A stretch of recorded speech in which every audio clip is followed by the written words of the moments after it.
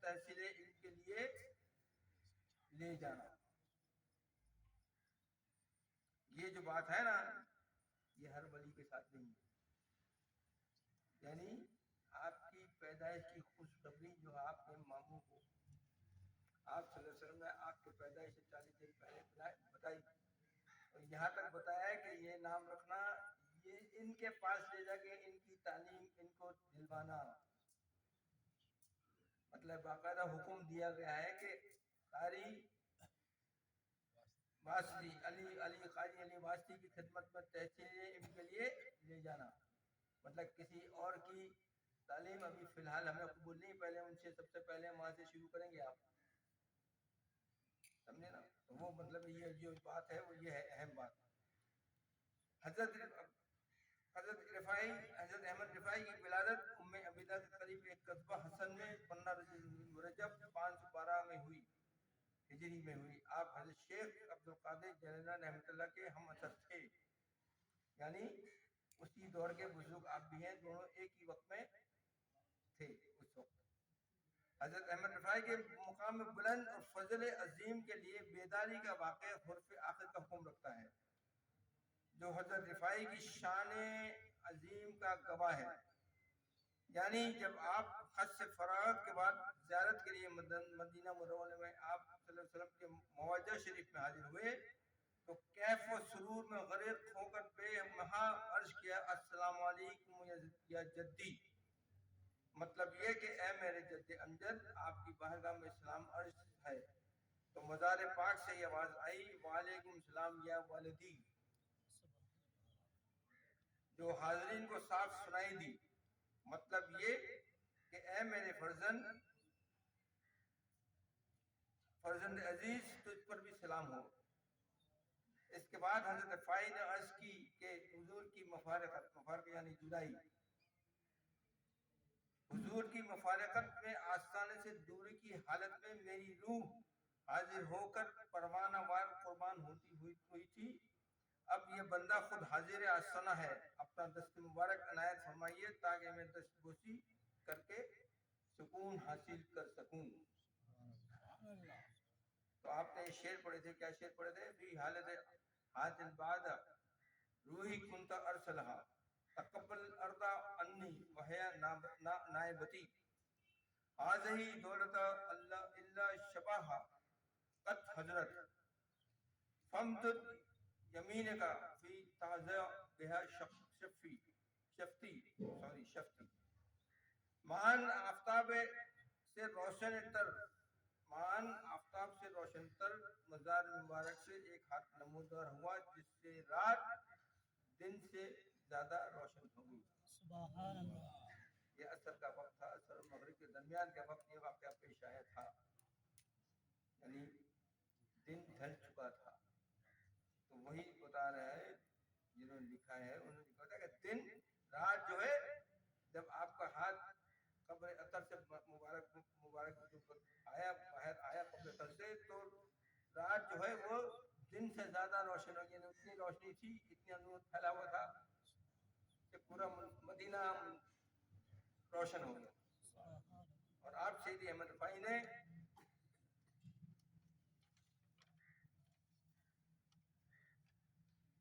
تو زانو جھک کر بوسہ دیا, جس کے بعد دست مبارک دوبارہ قبر شریف میں واپس ہو گیا.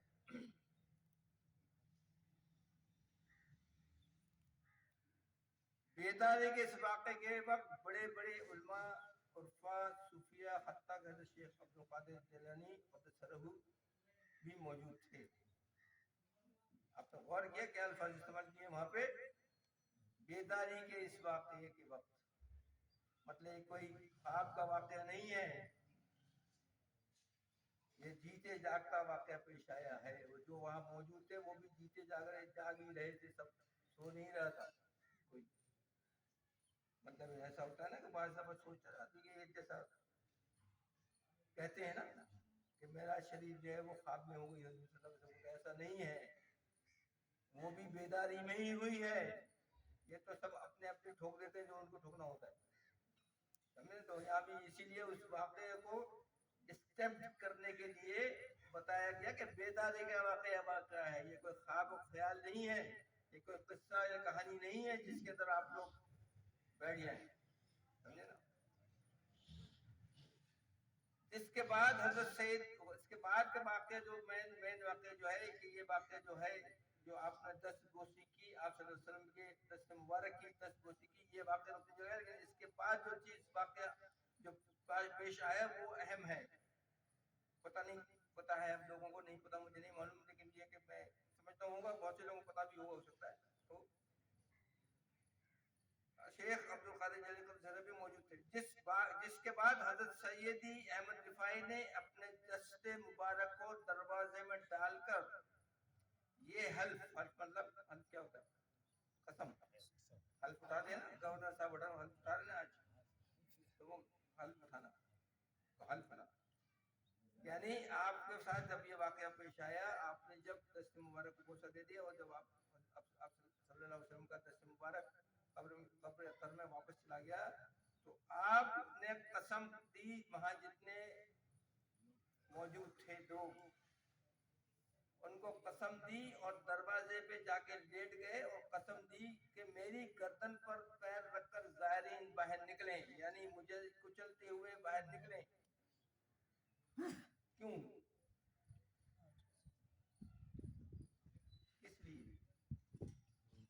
اس لیے کہ تکبر نہ ہو، یہ واقعہ کسی اور کے ساتھ پیش نہیں آ سکتا، مجھے معلوم ہے، اس لیے یہ تکبر نہ ہو، تو اس لیے کہ میری گردن پر پیر رکھ کر زائرین باہر نکلیں۔ فطرت ادب سے عام طور پر اس کی تعمیل نہیں کی گئی، ادب تھا نا، سرکار کوئی ایسی بدر بابا جیسی ایسی تھوڑی تھی، بہت بڑی چیز ہے بھائی، تو پھر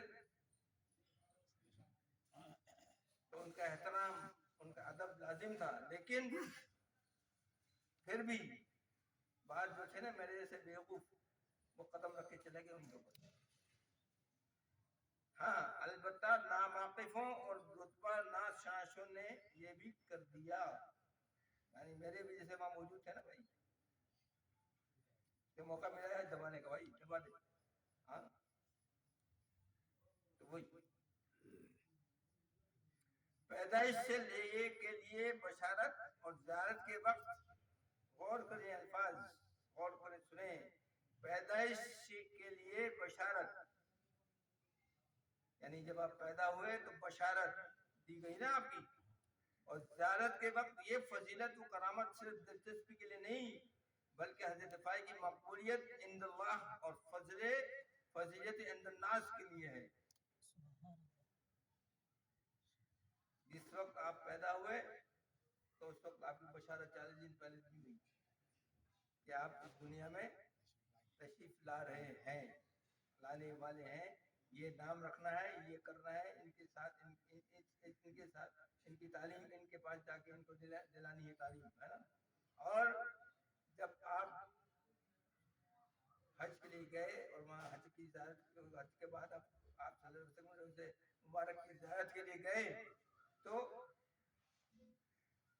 وہاں یہ فضیلت ملی کہ آپ کو دست بوسی ملی، صلی اللہ علیہ وسلم آپ سے ہے نا۔ تو یہ کوئی کرامت اور دلچسپی سب وہ نہیں ہے، یہ ایک مقبولیت ہے ان کے لیے رتبہ ہے، ان کے لیے وہ ہے، وہی بتانے جا رہے ہیں۔ اور یہ تعارف بھی صرف لطف لذت کے لیے نہیں ہے بلکہ اس مقبول بارگاہ الہی کے ارشادات سے نفع اندوزی کے لیے ہے اور خدا طلبی اور خدا رسی کی منزلیں طے کرنے کے لیے ہے۔ رفاعی فقراء اور عام مسلمان اپنے اپنے اوقات اور قلوب و حالات کا جائزہ لے کر اپنی اصلاح کر لیں۔ یہ نصیحت فرمائی ہے کس کے لیے؟ ہم لوگوں کے لیے۔ کس نے؟ حضرت رفاعی نے کیا فرمایا ہے کہ فقراء اور عام مسلمان اپنے اپنے اوقات اور قلوب و حالات کا جائزہ لے کر اپنی اصلاح کر لیں، ورنہ اس اتمام یعنی اس تکمیل حجت کے بعد موافضہ آخروی کے سوا کچھ ہاتھ نہ لگے گا۔ حضرت سید رفاعی مجاہدہ و ریاضت، تزکیہ و تربیت، اصلاح و ہدایت کے راستے پر تمام عمر گامزن رہ کر اور فیوز برکات کے ذریعہ بہا کر बरोज पंचशंबा बवक्त दौर 22 जमादी अव्वल 578 हिजरी 66 साल 6 माह की उम्र में आरज़ा इसहाल में मफ्तून होकर हज़ब इरशाद नबी सल्लल्लाहु अलैहि वसल्लम शहादत के दर्जे पर फाइज हुए। इस अर्जे में आपको दस्त की बीमारी हुई थी, दस्त नहीं रुकते थे आप, मोशन जिसे बोलते हैं ना, मोशन, हाँ उसकी। आपका मज़ार मुबारक उम्मे अबीदा में ज़ियारत गया खास व आम है। दवा में जिक्र हुजूर कल्ब की हज़रत सैयदी रफ़ाई ने बड़ी निगहदाश्त व हिफाजत फरमाई। आपने अपने दिल की बहुत हिफाजत की है, समझे ना, उसकी बहुत निगहदाश्त की है। क्यों? फरमाई मनाजिल ने सलूक तय करने के लिए बड़े बड़े मुजाहिदे किए, अल्लाह ताला ने आखिर में वो मुकाम अता फरमाया कि लिखने वालों ने लिखा। अल्लामा शहरानी कहते हैं कि हजरत सैयदी रिफाई मकामात व अतवार से गुजर चुके थे।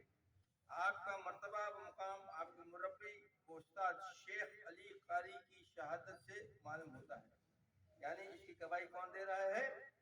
आपके उस्ताद शेख अली कारी, आपके उस्ताद थे ना शेख अली कारी मंसूर बताही, कि इनको शहादत, यानी वो गवाही दे रहे हैं। अगर सरे क्या गवाही दे रहे हैं? गवाही दे रहे हैं अगर सिर्र इम्तिसाल ना होता तो मैं सैयद अहमद रिफाई से बैत होता। क्या कहा? अगर मैं सिर्र इम्तिसाल ना होता तो मैं सैयद अहमद रिफाई से बैत होता। बिलाशुबा मैं उनका सूरतन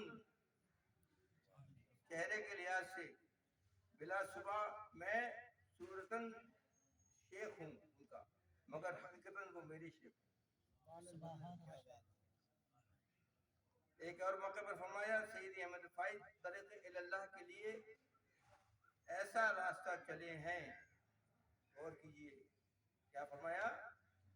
सैयदी अहमद रिफाई तरीक़े इल्लाह के लिए ऐसा रास्ता चले, अल्लाह के लिए ऐसा रास्ता चले, सालिकीन इस पर चलना चाहें तो आजिज़ रह जाएं, इस रास्ते की वजाहत करना चाहें तो ज़ुबानें साथ ना दें। सैयद अहमद रिफाई ने अपने नफ्स को जलील किया। क्या किया? अपने नफ्स को जलील किया। अल्लाह ताला ने उसको मुअज़्ज़ज़ कर दिया, अल्लाह ताला ने उसको बढ़ा दिया। उन्होंने अपने नफ्स को मौखर किया, अल्लाह ताला ने उनको मुकद्दम फरमाया। उन्होंने अपनी अनानियत को दबा दिया, अल्लाह ताला ने आपको मुनव्वर फरमाया, दूर से नूर पा रहे हैं।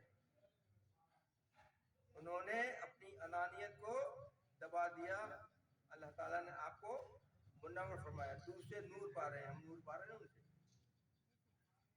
अल्लाह ताला ने आपको पहाड़ बनाया, लोग उसकी पनाह लेते हैं।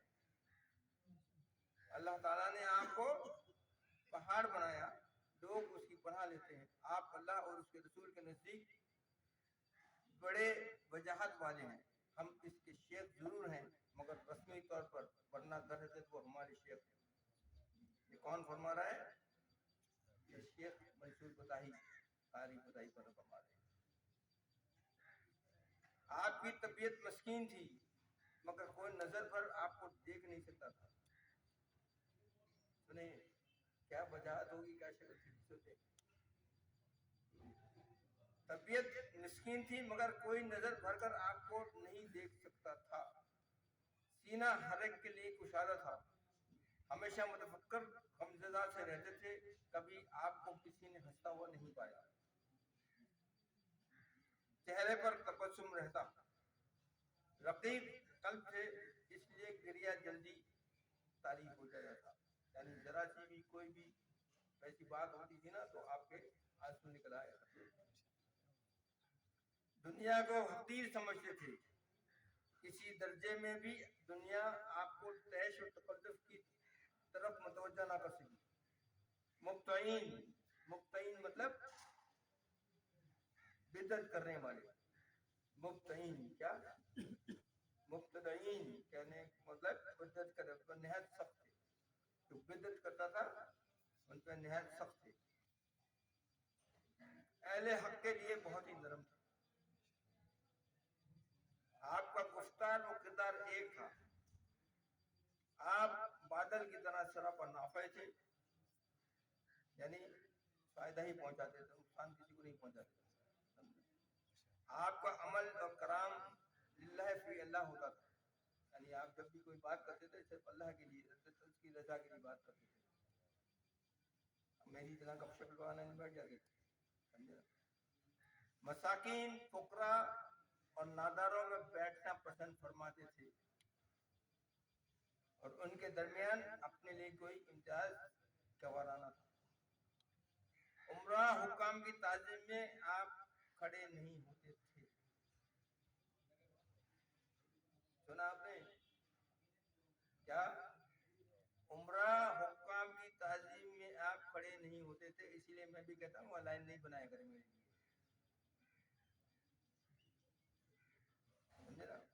اللہ تعالیٰ نے آپ کے کلام سے دین و شریعت کی بڑی تائید فرمائی. آپ کا عمل چاہ و شرع شریف کے مطابق، آپ کی زبان شریعت کے گن گانے والی تھی. آپ کے خادم، غور سنیں، آخری ختم کر رہا ہوں میں، اس لیے کہ میں چاہ رہا ہوں کہ تھوڑا سا قصیدہ وغیرہ بھی پڑھ لیا جائے. آپ کے خادم شیخ یعقوب بیان کرتے ہیں کہ جب آپ مرض وفات میں مبتلا ہوئے تو میں نے عرض کیا کہ اس مرتبہ تجلی ہوئی. غور سے سنیے گا. آپ کے خادم شیخ یعقوب بیان کرتے ہیں کہ جب آپ مرض وفات میں مبتلا ہوئے تو میں نے عرض کیا کہ اس مرتبہ تجلی ہوئی. فرمایا ہاں. میں نے کہا کیوں؟ مطلب یہ تجلی جو آپ کو ہوئی ہے یہ کیوں ہوئی ہے، کیا وجہ ہے، کیا وجہ، کوئی خاص وجہ؟ میں نے کہا کیوں؟ فرمایا چند باتیں تھیں جن کو ہم نے روح کے بدلے خرید لیا. چند باتیں تھیں جن کو ہم نے روح کے بدلے خرید لیا. من جملہ ان کے ایک یہ چیز تھی کہ مخلوق خدا پر ایک بلائے عظیم آنے والی تھی، اس کا میں نے سب کی طرف سے تحمل کر لیا اور اپنی بقیہ زندگی دے کر خرید لیا. آپ یہ فرما رہے تھے اور آپ کا چہرہ متغیر ہو رہا تھا. زمین پر سر رکھے آپ گریہ فرمانے لگے اور عرض کرنے لگے اے اللہ معاف کر اور مجھ کو بلاؤں کے لیے چھت بنا دے. اور کیا آپ نے دعا پہ کیا دعا کر رہے ہیں؟ معاف کر اور مجھ کو بلاؤں کے لیے چھت بنا دے اور خلق کو ان سے محفوظ رکھ. کیا دعا کی؟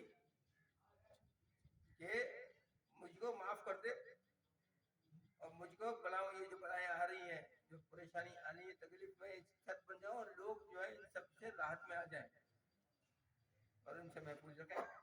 آخر دعوانا ان الحمد للہ رب العالمین. تھوڑی سی دعا مانگ لیجیے پھر اس کے بعد میں خالی ٹائم ملے گا نہیں، تھوڑا سا ٹائم تو ہے. اے اللہ ہمیں ہدایت عطا فرما، آمین. ہمارے ظاہر کو درست فرما، آمین. ہمیں سچا ایمان عطا کر، آمین. ایسا یقین عطا کر کہ جس کے بعد کوئی کفر نہ ہو، آمین. ایسی رحمت عطا کر کہ جس دنیا ہمیں دنیا و آخرت میں تیرے فضل کا شرف حاصل ہو، آمین. اے اللہ ہم قضا کے وقت کامیابی کا سوال کرتے ہیں. اللہ ہم تیری رحمت کے محتاج ہیں، آمین. ہمیں دوزخ کے عذاب سے، بری پکار سے اور قبروں کے فتنوں سے پناہ عطا کر، آمین. ہمیں ایسا کر دے کہ نہ ہم گمراہ ہوں اور نہ دوسروں کو گمراہ کریں، آمین. ہمیں ہدایت یافتہ بنا دے، آمین. تیری محبت پر لوگوں سے محبت کریں اور تیری عداوت پر تیرے مخالف سے دشمنی کریں، آمین. اے اللہ ہمارے دلوں میں نور ڈال دے، آمین. ہماری سنوائی میں نور ڈال دے، آمین. ہمیں نور عطا کر اور ہمیں نور بنا دے یا رب العالمین. آمین آمین آمین. صلی اللہ علیہ خیر خلق محمد وعلی آلہ وصحبہ اجمعین. بحرمتک یا ارحم الراحمین. لا الہ الا اللہ محمد. آئیے تھوڑا سا